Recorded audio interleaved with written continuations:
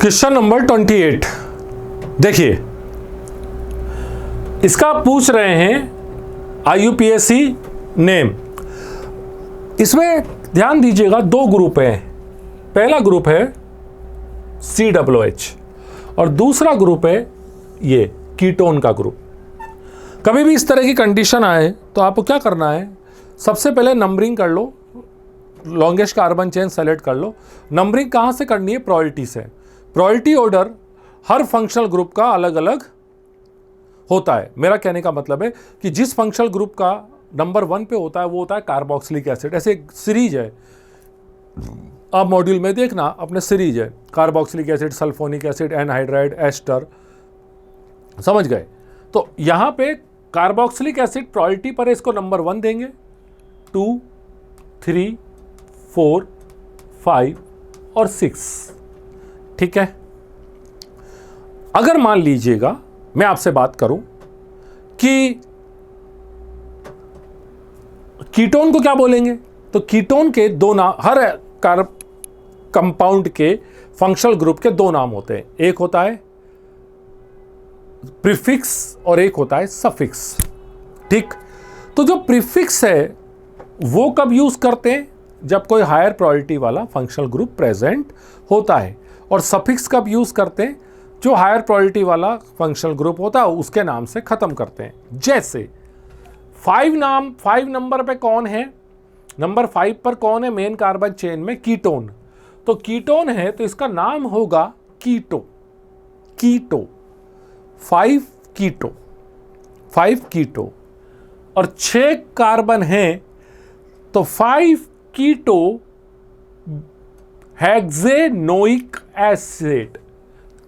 5 कीटो हेक्सेनोइक acid. ये बात आपको याद रख। थोड़ा सा ये मतलब फंक्शनल ग्रुप का रहता है कि अगर मान लो एक से ज़्यादा फंक्शनल ग्रुप प्रेजेंट हो तो हम क्या करेंगे, कैसे करेंगे, वो चीज़ समझाने के लिए आपको बता रहा हूँ कि एक से ज़्यादा फंक्शनल ग्रुप हो तो क्या करते हैं, तो बाकी सबका तो प्रीफिक्स कर देते हैं और एक जो सबसे हायर प्रायोरिटी पे होता है उसका सफिक्स यूज़ करते हैं।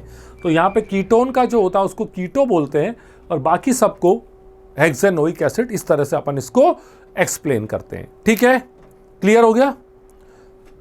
तो इसका नाम होगा 5 कीटो हेक्सेनोइक एसिड। नेक्स्ट, बेंजीन है। अब बेंजीन में कितने कोवेलेंट बॉन्ड है, क्या है भैया, ये स्ट्रक्चर बनाओ। ये चाहता हूं कि आप ही करें।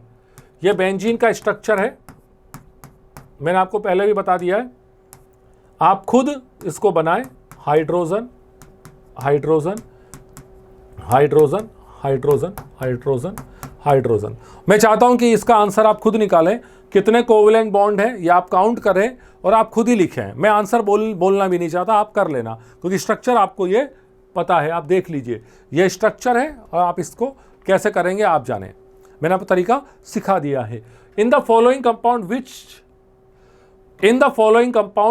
विच 2 are not isomers to each other.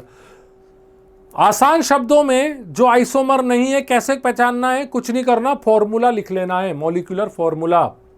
जैसे यहां पर देखो 2 कार्बन है, हाइड्रोजन कितने हैं? 6, ऑक्सीजन 1, ऑक्सीजन 1, 2 और 2 4 कार्बन, 10 हाइड्रोजन 1 ऑक्सीजन, 3 और 4 carbon, 10 hydrogen 1 oxygen, 1 2 3, 3 carbon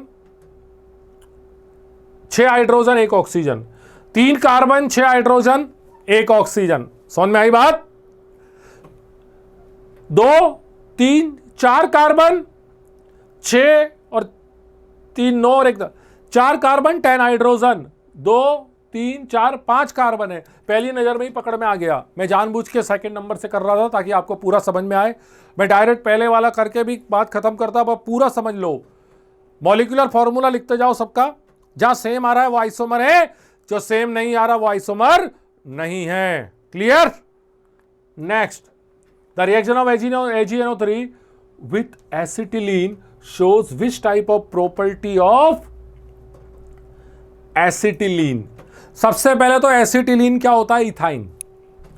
alkyne का जो पहला फॉर्मूला होता है वो ये। AgNO3 से रिएक्शन कराएंगे तो क्या होगा? AgNO3 से रिएक्शन कराएंगे तो क्या होगा, एक H अलग हो जाएंगे, और जैसे ही एक H अलग हो जाएगा और यहां पर क्या आ जाएगा, NO3 आ जाएगा। ऐसा समझो, मेरी बात समझ में आ रही कि नहीं आ रही, Ag आ जाएगा। तो AgNO3 से रिएक्शन कराएंगे तो कुल मिला के एक H अलग होगा, एक H अलग होगा। और यह चीज इंडिकेट करता है कि जब भी कोई स्पीशीज H को डोनेट करती है तो वो एसिटिक होती है। बात समझ में आई, क्लियर है। Next, which reagent will be helpful in differentiating ethanoic acid from ethanol. Ethanol से देखो दो चीजें हैं मेरे पास, एक इथेनोइक एसिड है, आराम से समझो, ये इथेनोइक एसिड है, और दूसरा क्या है, एथेनॉल। हमें कैसे पता चलेगा कि कौन एथेनोइक एसिड है और कौन एथेनॉल है, हमें कैसे पता चलेगा, तो दिमाग लगाएंगे। ब्रोमीन CCl4, ब्रोमीन दोनों से रिएक्ट कर लेगा। डाइल्यूट NaOH दोनों से कर लेगा। डाइल्यूट HCl सॉल्यूशन से क्या होगा, ये भी एसिड है तो उससे एसिड रिएक्ट करेगा, ये भी एसिड है, एसिडिक कैरेक्टर होता है। NaHCO3, अब NaHCO3 में क्या होगा पता है आपको, कि NaHCO3 क्या करेगा, Na प्लस और HCO3 माइनस अलग कर देगा, जो कि H इसका अलग होगा, और इसकी NaHCO3 इसके साथ रिएक्ट नहीं करेगा। किससे करेगा, CH3COOH से। NaHCO3 रिएक्ट नहीं करेगा। तो कौन रिएजेंट हमको हेल्पफुल करेगा दोनों में, मतलब which will be helpful, which reagent will be helpful for us for differentiating कि which is acid and which is ethanol. तो ethanol is a very very weak acidic character, मतलब एथेनॉल एसिड होता है लेकिन बहुत ही ज्यादा वीक कैरेक्टर का होता है, जो उससे रिएक्ट नहीं करता। ये एसिड से रिएक्ट कर लेगा, इससे रिएक्ट कर लेगा, बट सोडियम बाइकार्बोनेट से रिएक्ट नहीं करेगा। Two organic compound X and Y react with sodium metal and both produce same gas A। समझ गए, X और Y सोडियम से रिएक्ट करते हैं और सेम गैस रिलीज करते हैं। With sodium hydrogen carbonate only compound Y reacts. आ गई ना बात वही पिछले क्वेश्चन की, कि सोडियम हाइड्रोजन कार्बोनेट सिर्फ और सिर्फ Y से रिएक्ट करता है और गैस B रिलीज करता है। Identify X Y A B, जो कुछ भी है सब। अब दिमाग लगाते हैं, आप कुछ मत करो, कुछ भी मत करो, टेंशन मत लो। इस सवाल को करने का एक बहुत ही बढ़िया तरीका है, ऑप्शन को पकड़ लेते हैं। ऑप्शन ए C2H4 C2H6OH और CO2H2 गलत है, मीथेन सोडियम से रिएक्ट नहीं करेगा। C2H5OH C2H5OH प्लस सोडियम, जब ये रिएक्ट करता है तो क्या होता है, C2H5ONA और H2 रिलीज होता है। यानी यहां पे क्या रिलीज हो रहा है, H2। C2H5ONA, ये याद रखने के लिए देख लेना अपने हिसाब से, H2 रिलीज हो रहा है। CH3COOH प्लस Na, तो CH3COONA और H2, ये भी H2 रिलीज कर रहा है। एक मामले में तो दोनों खरे उतरे, कौन सी लाइन, पहली लाइन, कि ये दोनों सोडियम से रिएक्ट करके गैस A रिलीज करते हैं, यहां तक तो दिमाग में घुस गया। अब Y कौन है, CH3COOH। क्या CH3COOH NaHCO3 sodium hydrogen carbonate से रिएक्ट करता है, बिल्कुल करता है। CH3COONA प्लस H2CO3, बता देता हूं, टेंशन मत लो। CH3COOH क्या NaHCO3 से रिएक्ट करते हैं?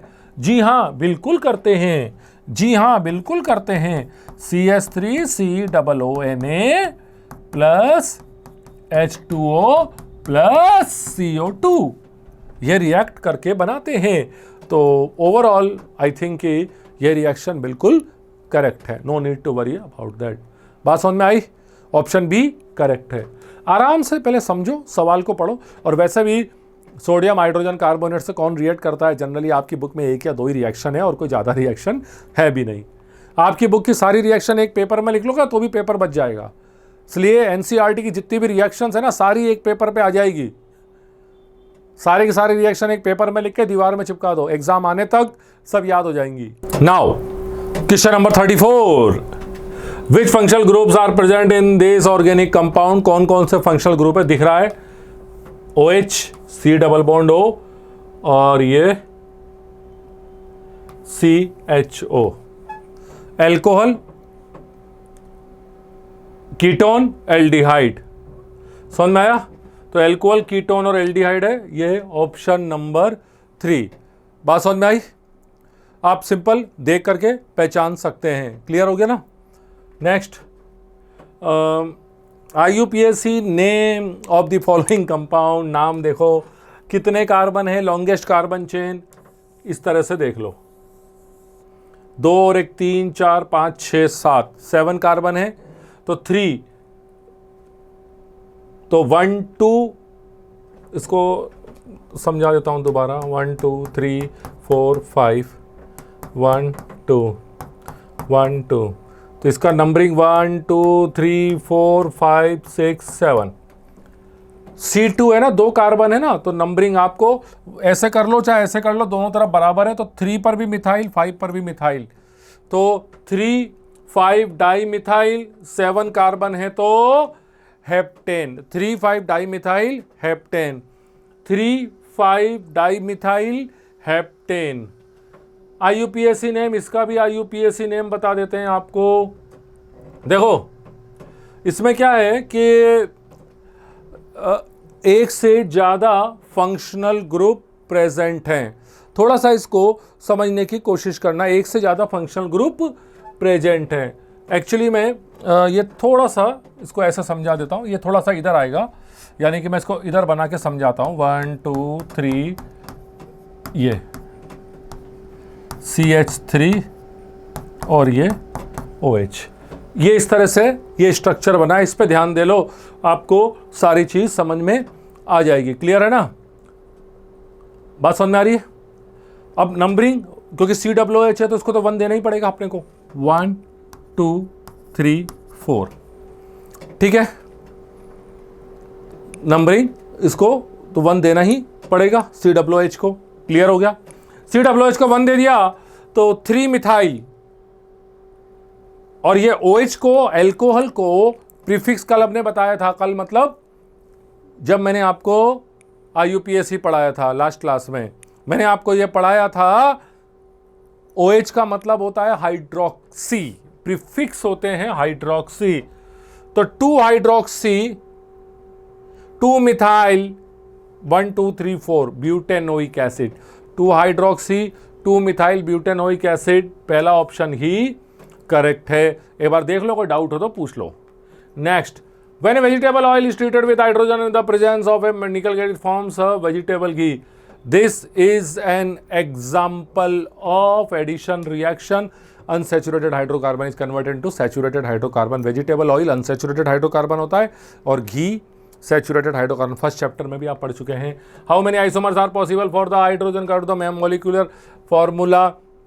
अब देखो भैया, इसमें कुछ भी नहीं है, इसमें आपको बनाना पड़ेगा। बनाना पड़ेगा मतलब, अब ये देखो C6H14 1 2 3 4 5 6, CH3 CH2 CH2 CH2 CH2 और CH3, 3 और 2 5 6 7 8 9 10 11 12 13 14, यानी कि ये बनेगा एल्केन। एक आइसोमर तो ये बन गया। दूसरा आइसोमर 1 2 3 4 5 1 2 3 4 5 और ये 6 हाइड्रोजन उसमें एल्केन के अकॉर्डिंग बैलेंस हो जाएंगे, इसलिए हाइड्रोजन की चिंता मत करिए। तीसरा इसको इधर ले आओ, 1 2 3 4 5 6, ठीक है, क्लियर हो रहा है? चौथा बनाओ, 1 2 3 4 5 6, ठीक है, 1 2 3 4 5 6, ये पांचवा। इसके अलावा कोई और बन सकता है? नहीं बन सकता। इस तरह से आप स्ट्रक्चर बना सकते हो, कोई बहुत बड़ी बात नहीं। समझ में आ रहा है? इस तरह से आप स्ट्रक्चर बना सकते हो। एक तो सिंगल लीनियर फिर एक कार्बन इधर, फिर इस कार्बन को इधर, फिर एक कार्बन इधर एक ही पे और एक पे अलग अलग पे। देख लीजिए, बहुत सिंपल है। देख लो आप, मैं साइड में हो लेता हूं। ठीक, नाउ यहां तक कोई डाउट है? नहीं है। Now when propanol is treated with access hot concentrated sulphuric acid, propanol, propanol का मतलब है एल्कोहल, ओल लगाए ना, the resultant produce will be alcohol का डिहाइड्रेशन कराओगे आपको उतने ही कार्बन की एल्कीन मिलेगी, तो प्रोपीन। सिंपल सी बात है, प्रोपेनॉल से प्रोपीन मिलेगा। 1 2 3 4 OH, और ये H और ये OH निकल जाएगा तो यहां डबल बॉन्ड आ जाएगा। समझ में आया? इसको ऐसा लिख दो, ये OH हो गया ना, ये निकल गया तो 2 बॉन्ड फ्री हो गए, तो क्या मिलेगा? 1 2 3 4 प्रोपीन। ठीक है, कोई दिक्कत तो नहीं है? C4H8O2 and C4H8O are the molecular formulas of organic compounds of which class? Which class? भैया ये C4H8O2 क्या होगा? एस्टर होगा और ये एल्डिहाइड होगा। नहीं मानते हो तो बना के देख लो। 1 2 3 4 CH3 CH2 COO, 3 और 2 5 और 3 8 हाइड्रोजन है, 4 कार्बन है, 2 ऑक्सीजन है। तो ये तो हो गया एस्टर। एल्डिहाइड भी बता देता हूं। एल्डिहाइड में क्या होगा? CH3 CH2 CH2 C double bond OH, 3 और 2 5 और 2 7 और 1 8 C4H8O। देख लो भाई। अब आप बोलोगे कि सर हमको कैसे समझ में आएगा? आप स्ट्रक्चर बनाओगे समझ में आ जाएगा। क्या इससे एल्डिहाइड बनेगा? नहीं, क्योंकि एल्डिहाइड में 1 ऑक्सीजन चाहिए, यहां 2 ऑक्सीजन है। ट्रिक बता रहा हूं सोचने की। RCHO, अरे ऑक्सीजन 1 ही चाहिए, यहां 2 है ना, नहीं होगा। कार्बोक्सिलिक एसिड और एस्टर ये हो सकता है, पर चेक करके देखो। कार्बोक्सिलिक एसिड में भी 2 कार्बन है, एस्टर में भी 2 ऑक्सीजन है, और एस्टर में भी 2 ऑक्सीजन है। यहां 2 ऑक्सीजन नहीं है तो वो भी नहीं होगा। क्लियर? एस्टर और ईथर, ईथर में 1 ऑक्सीजन है, बना के देख लो। एस्टर ईथर बन जाएगा क्या? बना के देख लो। और एस्टर बन जाएगा, बना दिया, देख लो। क्लियर हो गया? नेक्स्ट, एल्कोहल है कंसंट्रेटेड H2O। कोई पिछला क्वेश्चन रिपीट कर दिया इन्होंने। अरे भैया वाटर निकलता ही निकलता है, ये तो बिल्कुल सही है, ये वाला पार्ट तो बिल्कुल सही है। इधर जितने कार्बन है उतने कार्बन की इथीन होगी, एल्कीन होगी। एथेनॉल है तो इथीन है। बात समझ में आई? Denatured alcohol is the mixture of ethanol और मिथेनॉल। एथेनॉल और मिथेनॉल का मिक्सचर को डीनेचर्ड एल्कोहल कहते हैं। The welding is a mixture of, welding is a mixture of oxygen और इथाइन। ऑक्सीजन और इथाइन का मिक्सचर वेल्डिंग में यूज होता है। ऑक्सीजन में इसको एसिटिलीन भी बोलते हैं, है ना, तो एसिटिलीन भी बोलते हैं। तो ऑक्सीजन और इथाइन का मिक्सचर होता है। बात समझ में आई? Next, which of the following element does not show allotropy? तो भैया एलोट्रोपी ये फास्फोरस शो करते हैं, सल्फर शो करते हैं, हाँ ऑक्सीजन शो करते हैं। एल्यूमिनियम मेटल जो होता है ना, ये एलोट्रोपी शो नहीं करता। Next, which of the following compound do not contain aldehydic group? यानी CHO ग्रुप नहीं है, CHO ग्रुप नहीं है। एल्डिहाइड मतलब CHO। फॉर्मएल्डिहाइड में होता है SCHO। प्रोपेनॉल एल्डिहाइड होता है, CH3 CH2 CHO। ब्यूटेनॉल ये अल्कोहल है। पेंटेन 3 ये कीटोन है। हेक्सेनल ये क्या है? एल्डिहाइड है। तो ये तो कीटोन है, ये अल्कोहल है, ये कीटोन है। तो 3 और 4th, तो मेरे हिसाब से ऑप्शन 1 शुड बी करेक्ट। बात समझ में आई? नेक्स्ट, विनेगर इज, अरे विनेगर एसिडिक एसिड से बनता है यार, इथेनोइक एसिड।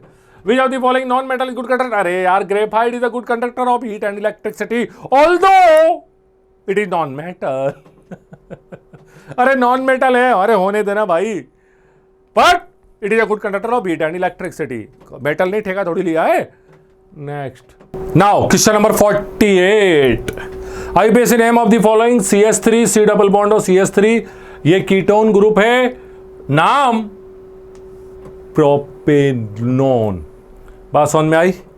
नाम प्रोपेनोन, 3 कार्बन है, पहला मेंबर है कीटोन का propanone. Next name the about reaction is are, ये एसिड है ना, ये एसिड है, ये अल्कोहल है, ये OH और ये H अलग हो जाएगा, वाटर निकल जाएगा क्योंकि यहाँ पे एसिड बैठा हुआ है।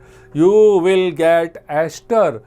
एसिड और अल्कोहल जब भी कंबाइंड होते हैं और यहाँ पे एसिड प्रेजेंट है, एसिड कौन? ये वाला, सल्फ्यूरिक एसिड या कोई भी ऐसा एसिड जो डिहाइड्रेशन कर दे, पानी निकाल दे, वाटर रिलीज करेगा ना, वाटर रिलीज हो गया तो इसको बोलते हैं हम esterification. Last but not the least, consider the molecule having the formula C10H16। देखो फॉर्मूला बड़ा है, देख के डरना मत, सबसे पहली चीज, हाँ डरना नहीं है ना। Of the following structural features are not possible within this set of molecule. क्या फीचर पॉसिबल नहीं होगा? 2 triple bonds, 1 ring 1 triple bond, 3 double bond, none of these, ऐसा वैसा। अगर हम टेंशन में आ जाएं तो फिर तो गई भैंस पानी में। सबसे पहला काम, मैंने आपको एक चीज बताई थी कि एल्कीन हो चाहे साइक्लो एल्केन हो, बात एक ही है ना। तो वैसे ही एक चीज और बताता हूं, अगर मान लो मेरे पास 4 कार्बन है, समझना मजा आएगा, 2 मिनट समझ लो। 4 कार्बन में एक ट्रिपल बॉन्ड लगा देता हूं और बाकी हाइड्रोजन सेट कर देता हूं। 1 2 3 4 C4H6 3 2 6, यानी अगर मैं इसको बोलूं तो ये C4H6। क्लियर है? अब एक इंटरेस्टिंग चीज और सुनना, CnH2n-2 है, ये CnH2n-2 नहीं है। 1 2 3 4, ये डबल बॉन्ड, ये डबल बॉन्ड, ये 3 1 2 3 4 1 2 3 4 और ये 1 2 3 4। तो ये हो गया C4 3 4 5 6, यानी सेम फॉर्मूला है। अगर डबल बॉन्ड होना, 2 डबल बॉन्ड हो या 1 ट्रिपल बॉन्ड हो तो बात एक ही है। क्लियर हो गया कि नहीं हुआ?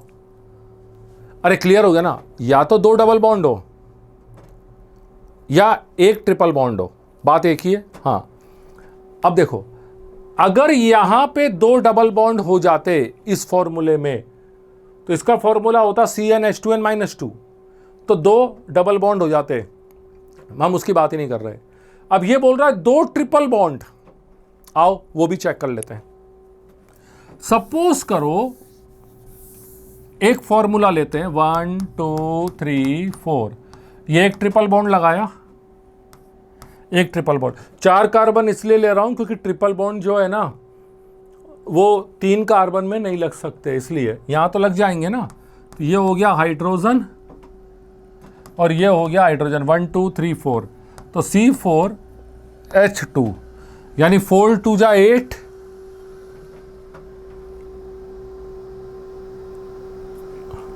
4 2 जा 8, 8 माइनस 2, CnH2n-2, क्या पॉसिबल है? नहीं हो रहा, यानी CnH2n-2 2 ट्रिपल बॉन्ड पे पॉसिबल नहीं होगा। ये नॉलेज के लिए 2-4 बातें दिमाग में रख लो। CnH2n एल्कीन का है लेकिन सिर्फ एक ही डबल बॉन्ड का है, एक से ज्यादा डबल बॉन्ड होंगे तो फॉर्मूला चेंज हो जाएगा। यहां तक क्लियर हो गया आपको? ये चीज समझ में आई? अब ये बोल रहे हैं कि कौन सी चीज पॉसिबल नहीं है। अगर मान लीजिए मैं इसमें 10 कार्बन की बात करूं, आसान शब्दों में 1 मिनट के लिए, कि 10 कार्बन भी है मेरे पास, बना लो 2 मिनट के लिए, मैं समझाने के लिए आपको बता दूं, 10 कार्बन भी हैं और सबसे पहले मैंने ये 2 ट्रिपल बॉन्ड बना दिए। तो 3 + 2 5 6 7 8 9 10 11 12 13 और लास्ट में आ गया 14। कहां बनेगा? नहीं बना ना। या तो 3 कार्बन या 3 + 2 5 6 7 8 9 10 11 12 13 और एक 14। तो C10 H16 2 हाइड्रोजन कम पड़ रहे हैं ना। That I would like to explain you कि 2 ट्रिपल बॉन्ड इसमें पॉसिबल नहीं होंगे, क्योंकि 2 ट्रिपल बॉन्ड होते तो फॉर्मूला चेंज हो जाता, जैसा मैंने भी 4 कार्बन में एग्जांपल से आपको समझाया था। C4H2 हो गया था ना, उसमें C4H2 हो गया था। तो अगर मान लो यार 2 कार्बन कम होते, 2 कार्बन और कम होते तो 2 ट्रिपल बॉन्ड पॉसिबल थे। बात समझ में आ रही है कि नहीं आ रही? क्लियर हो रहा है? C4H2 यानी कि CnH2n -6, तो यहां भी CnH2n -6 हो जाता तो ये पॉसिबिलिटी हो सकती थी। तो 2 ट्रिपल बॉन्ड इसमें पॉसिबल नहीं होंगे। सारी चीजें माइंड में रखो, बस याद रखो धीरे धीरे। आपका 11th क्लास के बेस के लिए इस तरह के क्वेश्चन आपसे करवाए जाते हैं, और कोई बड़ी बात नहीं है, ताकि आप धीरे धीरे 11th में जब जाएं तो ऑर्गेनिक केमिस्ट्री आपको हलवा लगे, कंफर्टेबल फील करें आप, क्योंकि यही सिलेक्शन कराएगी आपका जेई में या नीट में। ओके ओके देन, कंप्लीट हो गया। See you on the next class. All the best to all of you my dears.